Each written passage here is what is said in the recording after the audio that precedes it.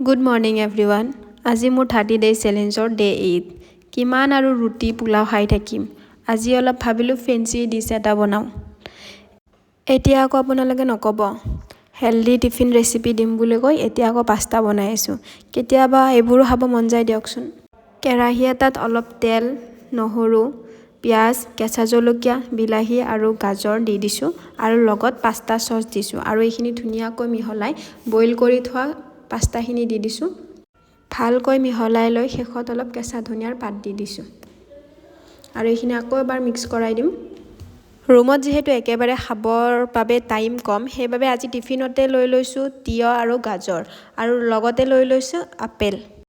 আৰু সদায়ৰ দৰে এইখিনিও আজিও ধুনীয়াকৈ পেক কৰি লম এটা টিফিন লৈ পিনে।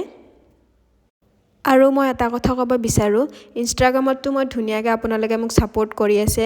মই একে ধৰণৰ সাপোৰ্ট ইউটিউবতো বিচাৰো। ইনষ্টাগ্ৰামত মোৰ বায়োত লিংকটো দিয়া আছে। মই বিচাৰিম আপোনালোকে মোক তাতে ফলো কৰক। এতিয়া পাস্তাখিনি ধুনীয়াকৈ পেক কৰি লম আৰু গাৰ্নিচিঙৰ বাবে ইয়াত মই বগা তিল ব্যৱহাৰ কৰিছো।